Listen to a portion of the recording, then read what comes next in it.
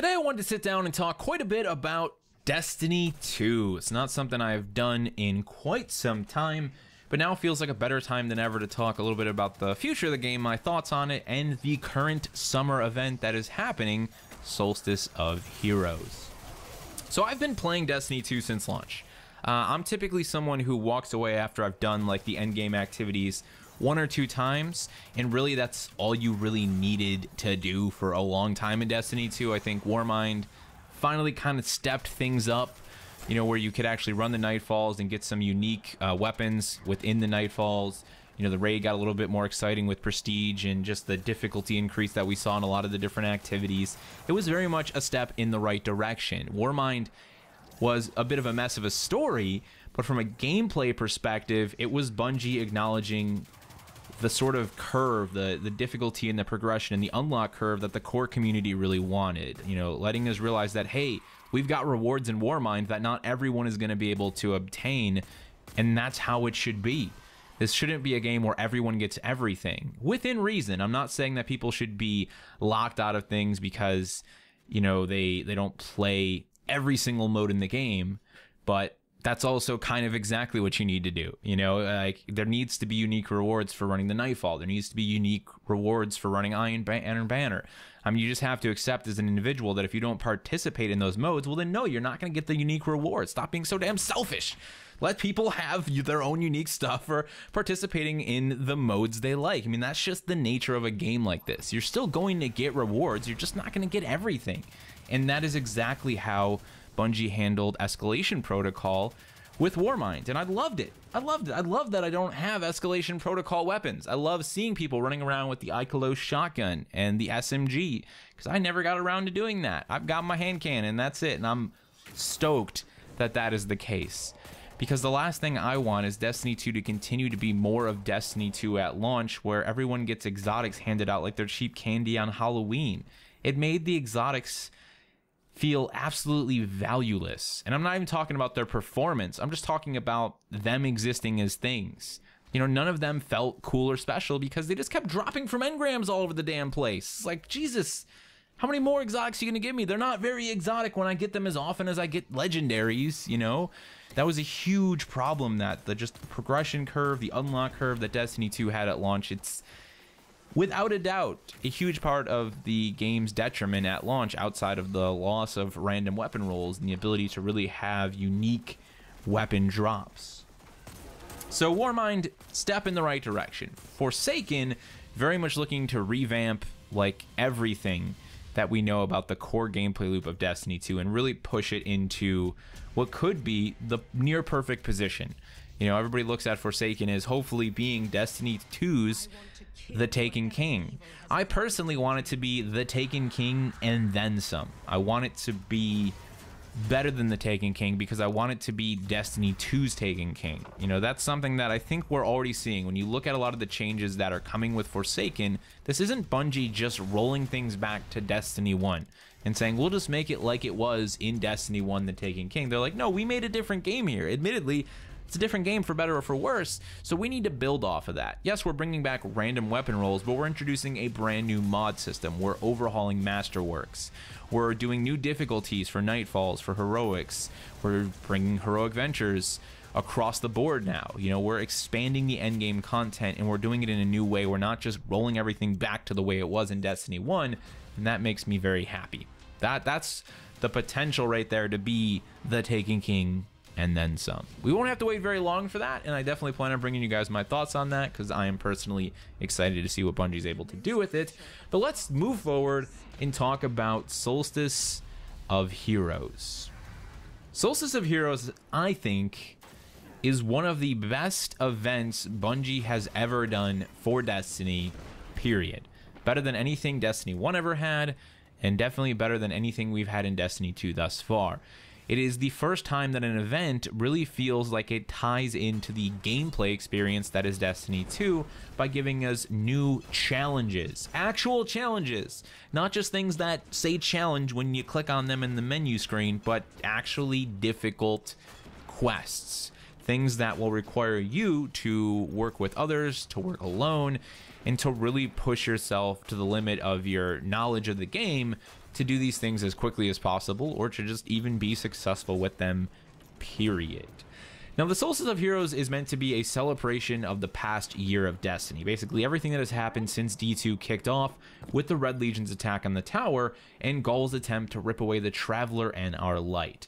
It's all tied into the return of moments of triumph. There are 20 challenges in total that you can complete, and they are retroactive, so you'll already be able to claim some of them when you boot into Solstice of Heroes for the first time. These challenges will give you access to a triumph score, which allows you to in turn unlock new awards like a ghost, a unique ship, and some different emblems. It also comes alongside of 5 redo missions. Now, here's the great thing about these 5 redo missions. They're not just meditations, which were the worst thing Destiny 2 ever did, in my opinion. They are old missions that have been revamped with brand new enemy encounters, completely new enemies, enemy types that we haven't even really seen before, and new difficulties, considering you'll have to complete these redo missions, well, at least if you're looking to complete the Solstice armor set with the appropriate leveled Solstice armor. Probably my favorite mission, and I think as a whole the community's favorite mission, has been Spark. The redo of Spark has you fighting a giant servitor, which turns into a small servitor, many small servitors, which in turn turns into many more small servitors. So many servitors. It was a really cool fight. It was relatively challenging, and it was just a surprise. It was like, yes, Bungie, this is what it should be about. This is a great way to let us revisit these old missions, to see a different side of the fight, if you will, and to actually give us a new challenge along the way. I loved it to death. I loved being able to do the payback mission with a friggin' tank for the entire time. You know, having to try and keep a tank alive to the end and then taking down a captain with it. It was cool, you know, it got to revisit one of my favorite vehicles that Bungie's ever done, except way better. Like, actually challenging. It reminded me of some of the Scorpion missions from Halo, you know, where you really had to try and just keep the tank together because they weren't going to give you another one. You had to really hold on to it, otherwise that was it. Bye-bye tank. You can complete the rest of the mission on a Warthog. And hopefully you find a rocket launcher. You know, they just did a killer job with that. And to wrap it all up is that hunt for the Solstice armor that I mentioned earlier on. So you pick up your Solstice armor and it is green rarity. It is just common. That's it, right? Each piece will have a set of challenges you'll need to complete. One of those challenges will always be to complete one of the 5 redo missions. So there is a mission required for completion for each of the 5 pieces of armor. You'll then also have to chase down orbs that are generated by different weapon damage types. And you'll also have some additional challenges like getting super kills in the Crucible, killing Guardians in the Crucible, completing strikes, etc., etc. Once you complete your common, you'll unlock the rare armor set, which will then have another set of challenges that will allow you to unlock the legendary set, which can then give you access to another set of challenges that will unlock a masterwork set. It is a beautiful progression curve, because I think everything to unlock the legendary set is completely doable if you are a core Destiny individual. I mean, the most difficult thing you're going to have to do is run a Nightfall and win 5 Crucible matches. So if you can do that and get friends together to do that, you'll get the legendary set. It's a good set of armor. It is a unique set of armor with unique glowing properties. You can actually equip 3 different glowing colors on it. It's unique. It looks badass. It is a really freaking cool set of armor. It is totally worth the time if you're a core Destiny individual. If you're someone who's really into the experience, you're going to love unlocking this armor. And then, if you really do want to chase Masterwork, well then that's for the individuals who run Prestige Raid. That's one of the requirements to unlock one of the Masterwork pieces. You need to complete the Prestige Raid. This is a perfect example of what I talked about earlier, in that Bungie can't give everyone everything within reason. This is about as reasonable as it gets. You can get Legendary. It's not that hard to get the Legendary set, but if you want Masterworks, yeah, it's not for everyone. It's for the real die-hard individuals who do all of the PvE content, and that's the end of it. And I'm 100% okay with that. I think it's a beautifully balanced event that, again, ties back into the PvE content and the PvP content in this case of the Destiny 2 experience in a new, exciting, and far more challenging way than we've ever seen before. More of this, Bungie, like times a million. And if you let us maybe get some unique weapons in the next event you do, hell yeah, because this is just great, you know? Like, this brought me back to Destiny. I didn't plan on playing Destiny until Forsaken, but this showed up and I was like, let's check it out. And suddenly I'm like, dude, I get to fight a bunch of baby servitors? There's this tank through this entire mission that didn't have a tank before? It's really well done. If there's one fault that I think it has, it's that there are some difficult PvP requirements just to make it from uncommon to rare and rare to legendary. If you don't play PvP, you're gonna have to get some friends or really trudge your way through it, because 5 Crucible matches may sound easy, but even when you're carrying your team hard, you can lose Crucible matches. So I kind of would have liked to have seen them let players choose a path. So, you know, you show up at Solstice of Heroes and you say, okay, I'm going to take the PvP path, or I'm going to take the PvE path. And you can take both. What if you could unlock 2 slightly different sets of armor? One that was more Crucible themed in its appearance, and one that was more PvE themed in its appearance, if you will, allowing players to either chase the one that they want that works best for their primary playstyle, their primary Destiny 2 experience, or allowing them to chase both. I think that would have been a great compromise to forcing people to do some PvP content within what is a relatively heavy PvE focused set of challenges.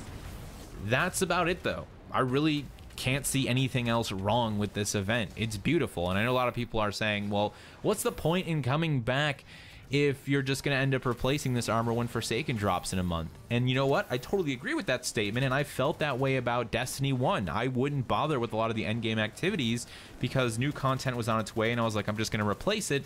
But there's something about the way Solstice of Heroes is done that makes it feel far more special.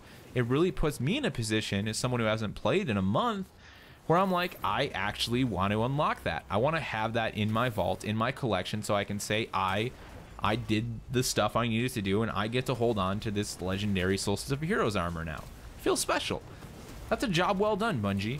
It's a job well done. We'll have to see what Forsaken brings us, ladies and gentlemen. I hope, of course, it's the Taken King and then some. I know a lot of us want Destiny 2 to bring back a lot of this magic, and dare I say, Solstice of Heroes is a small taste of what hopefully will be a lot more magic. If you participated, let me know your thoughts down in the comment section below. Thank you so much for watching, and I will see you in the next one. You have been brought here for a purpose, the most important task of your life.